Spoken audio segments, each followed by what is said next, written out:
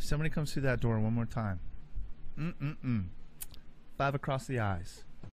Hi everybody, I'm Jay Smith. You are watching another episode of FishPod, episode 11, with Colby, my good buddy. He came in and we talked about his trip going on. I just went offshore and hooked up with a bunch of Cobia. And man, he brought in some and we just ate. And he grilled it out there, and I'm not 100% sure that the video is going to come out very good. I had a lot going on out there, but even if not, I'm going to put the recipe up because it was amazing. Melted in your mouth. Highly recommend it. But we talked about offshore fishing, some inshore fishing. Ty is going to be getting his captain's license soon. We talked about that a little bit. So this is a good episode. Ty's a good guy and he's a really good fisherman, so check it out. It's going to get hot. I'm gonna cool in here. Notice how when everybody walked out of here, it already starts cooling off? Mm-hmm. There's just too many bodies in here. Yep. So, you ever wonder how a podcast starts? Kapow! Just like that. 10-4. Sounds good. Right on. So we're gonna talk about Cobia today. You went offshore. Yep. Did some fishing. Had the wife out. Takes the wife out, and she catches more than you, didn't she? Normally how it goes when you take out the female or the new person on the boat. Yeah, so it's beginner's luck or the women's luck, whatever you want to call it. So what started the day? Were you planning on going out there after Cobia? That was the whole thing? Cobia and gags, actually. Right? Yeah, we were headed out. I happened to mention to her I wanted her to catch her best Cobia, so it all worked out pretty well. It was the first fish that hit, and actually it's all we caught all day. Pretty much, so. It's Cobia all day? Yeah. That's a good day. Yeah, we never got to the gags. We were having too much fun. Right on. Oh, yeah. Well, that's cool, man. That always feels good to call it, though. Oh, yeah. Right? Yeah, that's what I'm saying. Had to do some editing because I was too excited. Oh, yeah, on the video? Yeah. Oh, yeah. Yeah, man. Had some little words. That's all good, man. So what were you guys using? Well, we actually just went out with a plan, some shrimp and some greenbacks, trying to get some gags. We were going to sabiki some pinfish, but like I said, once we got on the hole, we were maybe on anchor 15 minutes, and my wife starts screaming, and I look over, and she's knees in the gunnel, and she ain't, 115, 20 pounds. Yeah. So I'm like, babe, you're hooked up on a rock. And she's screaming, and the next thing I know, I see the rod just start dumping line. Oh, yeah. So that's when I knew. I actually thought it might have been a big gag. Right. But as I seen it, the line start climbing, I knew it wasn't, and once we got the Cobia to the boat, it was actually an adventure. We hooked up on all 4 lines that we had down on the bottom already, so we had to cut all the other gear off, and then finally made a good gaff shot and brought it in the boat. But right on. Yeah, I saw the video. Fish. You had to lean out for that thing. That was a stretch, 12 feet with an 8-foot gaff. So yeah, I reached out as far as I could. That was a good hook. Yes, sir. Right on. So what was it hitting on? The pinfish? Greenbacks. Greenbacks. Yep, big greenbacks. Nice. Yeah, we went to the Skyway that morning, netted us some good bait, and then ran out. Inside 10 miles, so nothing you have to go out and really work for, or you can make it out in a smaller boat. On a good day like that, it was glass. So. Right. Oh, that works out good. Oh yeah, definitely. I never get offshore, man. I didn't even know you would get cobias off the reef like that. I've always just seen them, out. You find them wherever and throw at them, and that's the only time I've ever caught them inshore. Sight fishing them. Yeah, sight fishing and throwing something at them, but I didn't know you can get them off the reef. That's pretty cool, though. Yeah. This time of year, mainly you would expect them to be moving north. That's usually their pattern on the Gulf Coast. You don't really see too many, but for this particular day, there were other boats parking next to us, and within an hour or two, they were boating. The guy next to us, the closest to us, I seen him put 3 in his boat. So there was plenty out. Oh, there. absolutely. It wasn't like a little pop. No, it wasn't just 1 or 2 running about or a juvenile pack. There was several there, and it was just all day. We never even grouper fished. It was, just stayed on the Cobia. Right. And then actually ended up with a good permit right at the end, right before we left. Yeah, bonus. Yeah, exactly. I did not expect that. You got that? I got that. You did? I didn't catch a Cobia. Everybody else on the boat did. Oh, permit's pretty good. Oh, I was pretty happy. Yeah, it was a good one, too. Second prize with that, right? Tasted pretty well. Right on. That's cool. I'm a grocery shopper, so What not the much permit goes hit back. on? Shrimp, yep. Yeah. Shrimp with a 1/4 ounce jig head. You ever caught permit inshore? Or anything? Absolutely. We caught one in one of the tournaments we fished here about 2 months ago. Oh, yeah, that's right. Brian caught it. That's right. I forgot all about that. In about 3 feet of water. Can you target them inshore, you think? That'd be hard, huh? Yeah, you can find them. You can target them better on the inshore reefs, but when they're on the flats, you're getting lucky when you catch them there. They don't really hang out there too long. They come in, feed, and try to move back out. I never hardly see them. Every once in a while, pompano or something while I'm out on the flats, but... Yeah. If you're targeting them, most people go out to the wrecks and want to use some, past crabs, stuff like that, small crabs. You can do pretty well on them. Do you go out targeting Cobia a lot?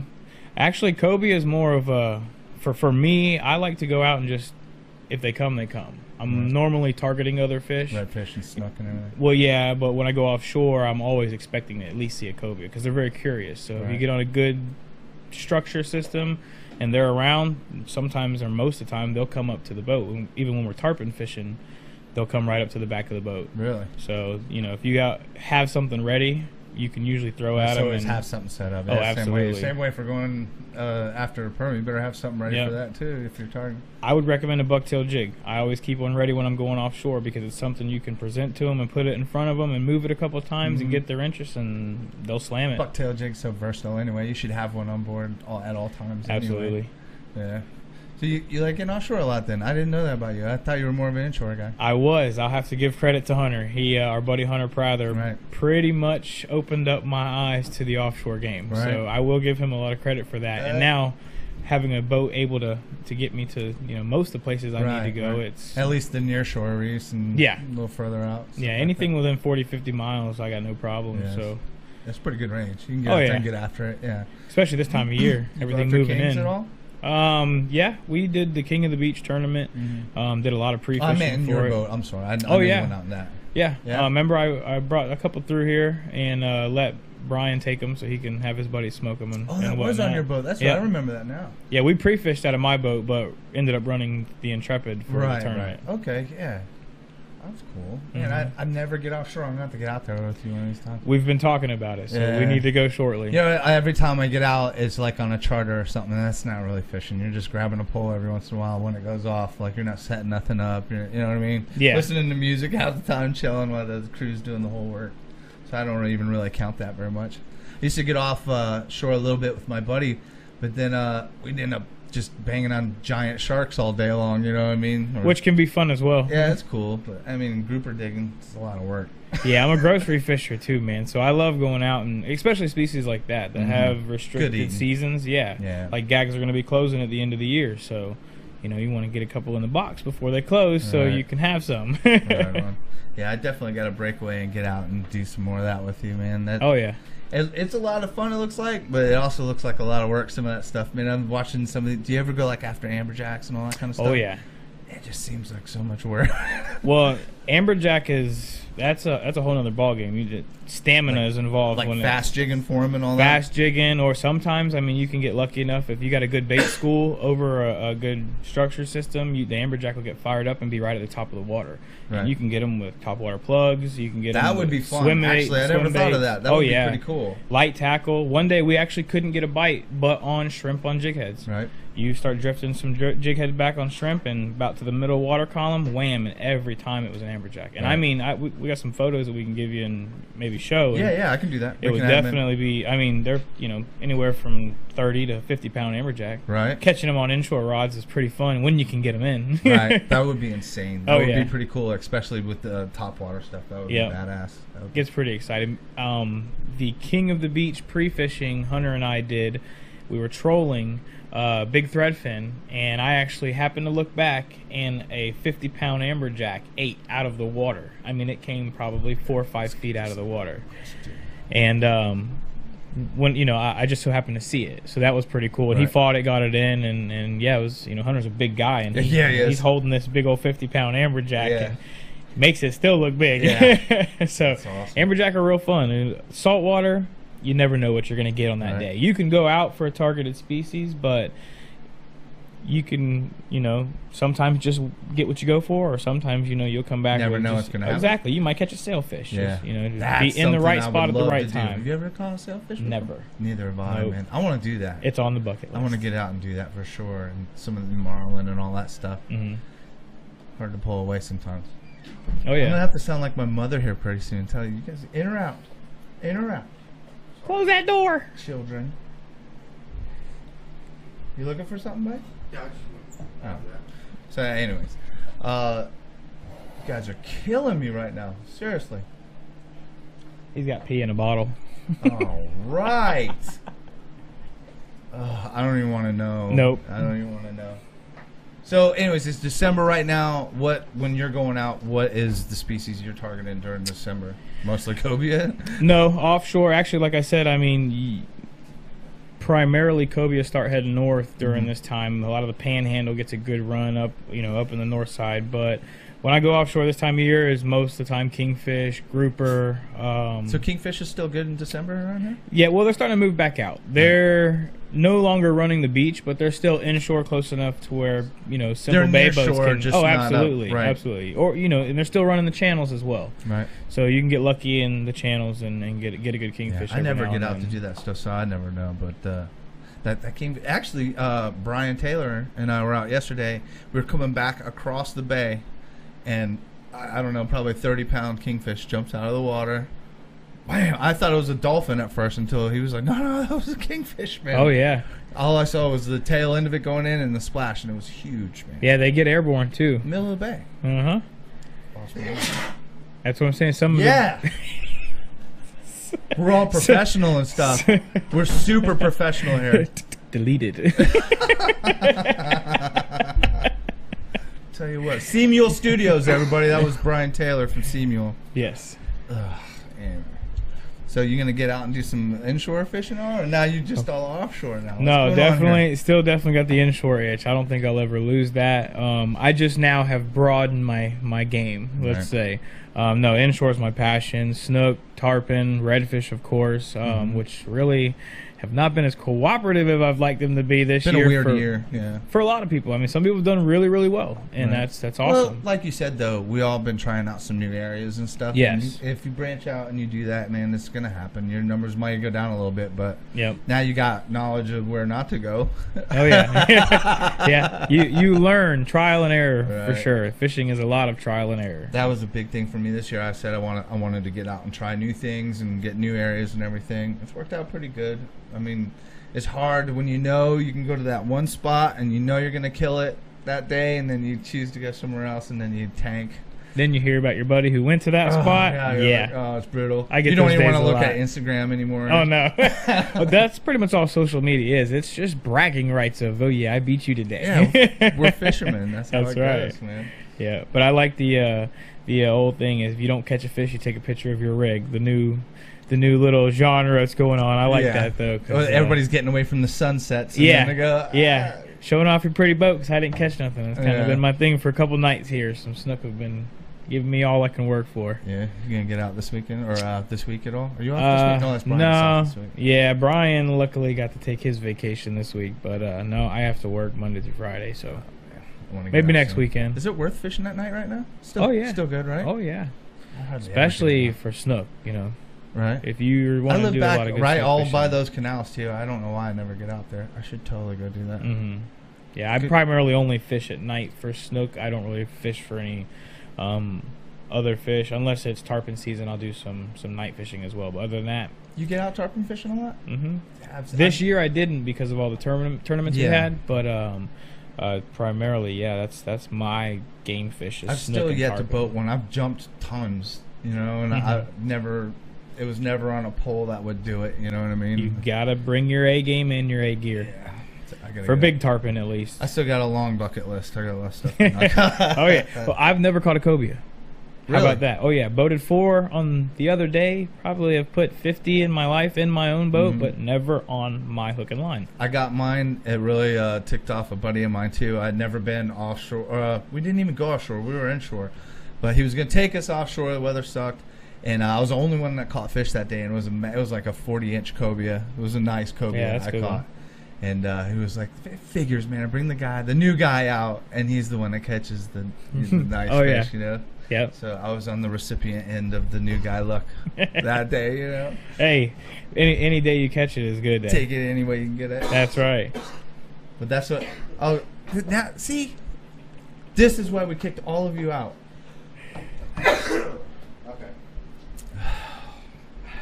Seamule Studios. Go to seamule.com and you can find all the flying fishing carts. So, anyways, well, I'm looking forward to doing some tournaments this year. I know you're going to be fishing some tournaments and doing some stuff here. You a lot of exciting things happening in 2017. Year coming up. And captain's license going for. Yes, that is my biggest goal. I've put it off a couple of months, but now we're finally getting it lined up again. Biggest thing I can tell anybody. I've been my own boss for a while, and in doing a painting contracting thing, but moving over into what I really want to do. That's the biggest thing I tell people. The only thing stopping you is you, man. I heard people, man, I really want to do that. It's like, well, go put the work in, man. Put in the time. I decided to quit waiting for a date on the calendar. Yeah. Pretty much best way to put it. I was always planning I'm going to do it here, and then something comes up. Family, 2 kids and a wife, so I got responsibilities. But now I'm if I want it to happen, I got to make it happen. Yeah. So I can tell you from experience. I have kids, but they're all almost grown. My son's 24, daughter's turning 18. Got one more, it's almost 16, and I wish I wouldn't have waited so long to go ahead and just do it, man. You always think that you're taking that safe route. Take the chance, man. Go do it, man. It'll be the greatest thing you ever did for yourself. You know what I mean? I'm hoping. When you look at every day as like, well, I'm going to work, or you can go, oh, I'm going to work. Yeah. That's what that's the biggest thing. And getting this going was like, it was really hard, but now I get guys to come in here and spill all their fishing secrets for free. So. Oh yeah, I'm trying not to be to let everybody in on everything. Not give them it all, not give them all the business right off the bat. Right. It's too funny. We gotta get out here soon, man. Yeah, definitely. We'll have to set a trip up. Yeah. The holidays, of course, have got everything so hectic. What's good in January? What do you think? I really don't have anything planned. I mean, like species. What do you think? January, you're still in the cold weather months. So, I mean, if you can get on the redfish, which has been my problem of getting back to trying new areas, is locating them. If you can locate them and you can get them to chew, good time in the winter. Redfish are real good. You get the big girls and big boys driving, schooling around every now and then. Snook, I primarily snook fish in the winter, and then try to do some offshore fishing when the weather allows it. Right. Yeah, it's always windy. Oh yeah.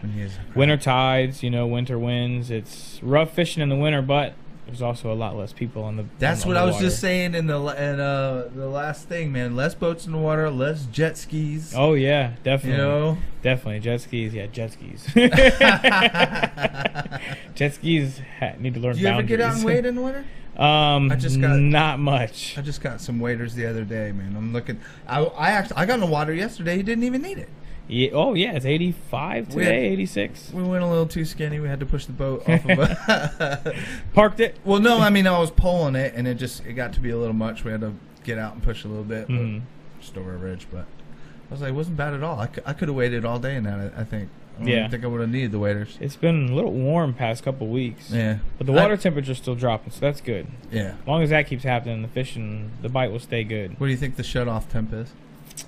Shut-off temp, once it gets in the low 60s, high 50s, when it does get that cold, Slows down. You're talking about fish kills at that point. Right. That's bad for the snook, but it does slow the bite down. Everything moves a lot slower, when it gets that cold. Right. So, but that's another thing, too, with winter. A lot of people hardly don't ever have that, though.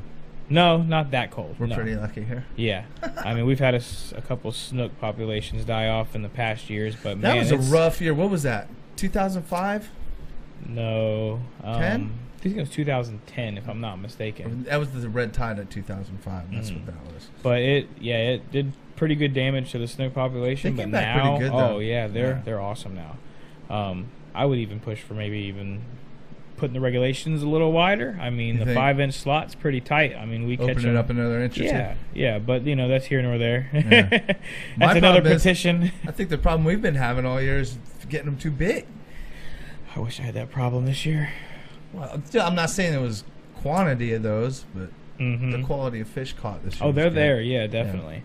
You caught some pigs this year. I mean, you can't say you didn't. Of course I did. They're like, oh, it was horrible. It was like an apocalypse or something. It just wasn't a year that I was totally happy with. I mean, we did really well. I think we placed 8 out of 10 tournaments in the top 5. Yeah. But it's I like to catch good fish. I'm generally pretty decent on every trip I go. I'm quality. So whenever I don't put quality on the boat, it kind of gets to me. You know what I mean? That's that biggest.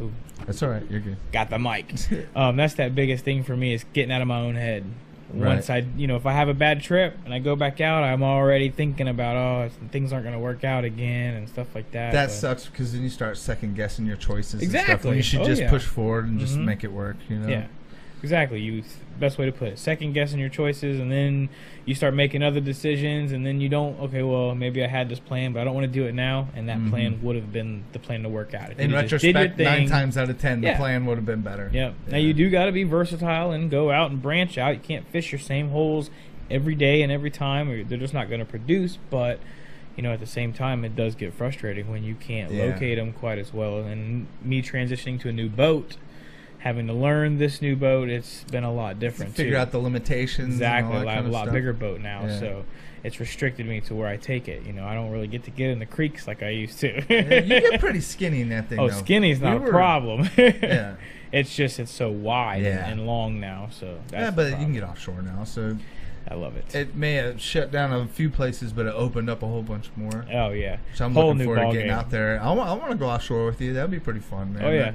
I never get to do that very often. That would be pretty cool, I think.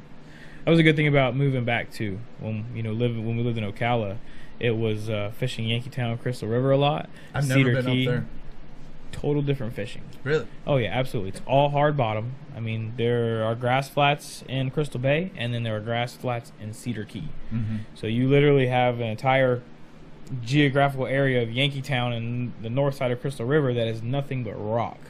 So you have to learn it. There's not a lot of whitebait. So coming from here, I'm a whitebait fisher. Right. I always fish live bait. Up there, you're buying shrimp, and you can catch whitebait every now and then, but you really, really, really have to work for it. Yeah. And it takes a lot of time. Yeah, exactly. If you're going for a quick trip, you'd spend half your day literally trying to get enough bait to sustain the day. Better off just getting it at the shop. Buy the shrimp. I invested in a lot of pinfish traps at that point. Those work? Oh yeah, pinfish traps work. I never used them. You have to know where to put them. Right. The right bait, you can get some decent amount of loads in it, depending on how long you leave it out. I've been thinking about getting one that's put it out the night before and go show up the next day and just grab it. We generally you use just them put it for off of offshore. somebody's dock, or Oh yeah. I like to find where there's some grass meeting some sand potholes, because that's where you're going to see your general congregation of them. And I use jack mackerel and some pantyhose, put it inside. Well, yeah, it just keeps it from improvisation. Oh yeah, and it's awesome. cheap. Right. And you don't care about them. So in Yankeetown, it would be the pinfish when you can get it, and then whitebait, wherever. Oh yeah, mud minnows, stuff like that. Are you going offshore a lot there, or more inshore? And up there, I never did, because it's so far of a run to get to some deep water. I mean, it's about a foot a mile. Yeah. So 20 miles, you're only in 20 feet of water. I can go out 7 miles here and be in 40 feet of water. That's true. Yeah. So it's a lot different, which is why I transitioned to the boat I did, being back here and wanting to go with full-time fishing and taking people fishing for a living. I needed a bigger boat, and I needed to be more versatile. Right. I mean, you can make great money doing just inshore, but you can also open up your avenues if you have a good offshore game as well to whoever else that wants to go offshore. Not everybody wants to catch snook and redfish. The different approaches to things, and I think too you could offer some technical things when people are looking for a certain species that day. You can be you can handle an area that those inshore guys aren't going to be able to go to in their smaller boats, so you're going to have a wider range of stuff you can do. It'll work out good. I'm hoping. Yeah, it's all getting there. I'm getting all my pieces set up right, and once we get my captain's license down, we'll be good to go. Right. So back to Yankeetown real quick. Do you guys get snook up that far? Oh, you wouldn't believe it. Yes, sir. How far? Where is that by anyway? Yankeetown is just north of Crystal River. I mean, it literally is on the north side of the power plant. Right. Best way to describe it. So you still get plenty of snook up there. Oh, absolutely. My biggest snook to date is from the mouth of the Withlacoochee River right at Yankeetown. Yeah, write that down, everybody. And I have to shout out Bill Nast. I love you, man. He's a buddy of mine. He owns Flatstastic Adventures. He's a guide out of Yankeetown, and he pretty much put me on up there. I mean, I would have called you a liar if you told me you could catch a snook when I moved from here to there. Right. Because I didn't think that they had the type of, I guess, fishery for it or sustainability, because it's not dock how cold fishing. It gets up there. And yeah, and the water's different, but I didn't think about being all rock. I mean, it's nothing but structure under the water. So yeah, the snook are pretty thorough through there. Bill's an amazing captain, and I mean, if you look him up, you can see nothing but Yankeetown slob snook. Right. Does that bring a lot more species in? Do you get grouper and that kind of stuff? Oh, absolutely, yeah. I mean, it's like even here now, when the winter time comes and the water temperature drops, you get these hot water runoffs and discharges from the power plants. Right. You can catch anything from cobia to grouper to redfish to snook to jack, pretty cool. to whatever. I mean, a lot of people here actually go to the power plants and target cobia in the winter with eels. Right. So, because of the warm water discharge and all that? And they come into the discharge, plus you have all the manatees and the rays that get in the warm water, and those are what the cobia swim with. So if you have some manatees in, it's not a problem to see one or two cobia swimming right next to a manatee. Because they're bringing up all the crustaceans and then you just sight cast them with your eel. A lot of people have different preferences of what they use, but I found that eels work pretty good over there, and get it out in front of them good enough, make a good presentation, and boom, usually you hammer it. Yeah, but like I said, I've never actually caught one. I've hooked up on a couple and broke off, and I've just never boated one myself. Plenty of people on the boat have, and cobia has been on my list. I think I'll be going back out this week to try to see if I can't target the same ones. That would be awesome, man. Yeah. Well, I'll have to take a trip. I've always wanted to do like a trip, like fish up the Gulf Coast a bit. Get all the way up to like Louisiana and everything, and just fish that whole thing all the way down. That'd be pretty cool. I'd like to get up to Louisiana and get on those big bull reds they have up there. Those reds are sick. Like the Carolinas, getting out there, running out offshore 8-10 miles and catching 45-inch redfish on grouper rods. That would be awesome. I was talking to Tom Swick about that. They were, I guess, up there for a tournament, and he was just talking about the red fishery up there. Is insane. Oh yeah, it's pretty awesome. Yeah. I mean, Florida, of course, it is the mecca of fishing, but Louisiana and the Carolinas, they have some, not especially when it comes to redfish. Quality fish. And offshore for that matter. You ever do East Coast? You go to the East Coast? Never. Me either. No, St. Augustine a few times, and that was just some family vacays where we took the boat or actually rented a couple while we were there, but never have I fished the East Coast besides, fishing down in the Keys, which I really don't even consider the East Coast. I've never fished down in the Keys either. I did last year, and for a Floridian born and raised, I can't believe I finally went down. I mean, to take that long, but people always look at me in astonishment. You haven't ever fished the Keys? Oh yeah. Yeah, man, my bad. Yeah. I'd like to live there. I mean, I told my wife it's gonna be hard to get me out of there. Yeah. Especially when I seen what I thought would be an opening and a job opportunity. She said it's not going to happen. Right. Well, I mean, I bet if you start doing, the captain do charters and everything, you're going to have to go where the fish are. You know what I mean? And I know guys like run all up and down. They'll do a charter in the Everglades or stuff. You never know what's going to happen, man. That job opportunity may come from you. That would be awesome. Yeah. Yeah, we're trying to open up all them windows. I leave nothing off the table. Right. We'll relocate for the right sponsor. That's too funny. Yes. Well, God, even all the tournaments that's coming up for you. I mean, that's starting to widen your range. You're going to get out there, man. Yeah, I said 2017 looks to be pretty good. If we can do anything we did last year or better, I'll be ecstatic. I was with you a couple times. We did pretty good. Yeah, you did a couple. The ones I won on, you guys killed it. You guys slayed. So I mean, you're gonna have another good year. I think 2017 is gonna shape up real nice. We got big things coming for FishPod, big things for Seamule. I know Team Hook'em Heavy is gonna go out. You guys are doing a bunch of tournaments. Oh yeah. So so it'll be a fun year. I'm excited to see how it goes, and we'll definitely have to get out on the water here shortly. Maybe we can set something up here in the next few weekends after the holidays and do a little follow-up podcast. Yeah, I'll film all that stuff too. I'll come out and we'll get some good video of it all. What's the best way for people to follow you, social media and all that stuff? Right now it's Instagram. It's Ty Colby 813. That's the best way to follow me, and of course Facebook. But other than that, check me out. And Team Seamule on Instagram as well. Yes, Team Seamule as well. So, all right, man. Thanks for coming out. No problem. Appreciate it, brother. Thank you, Ty Colby, for the delicious cobia and coming in and talking to me today. You will see a lot more Ty. I fish with Ty often. We do tournaments together, and plus he's going to be helping out with a bunch of stuff we got coming up with FishPod. We got more than just podcasts coming up at the beginning of the year. I'm going to be doing a bunch of things with some captains around here. I think they're going to be a lot of fun. I think you guys are going to like it. A little shorter videos with some action-packed stuff, ninjas and stuff. I'm sorry, I'm lying. No ninjas.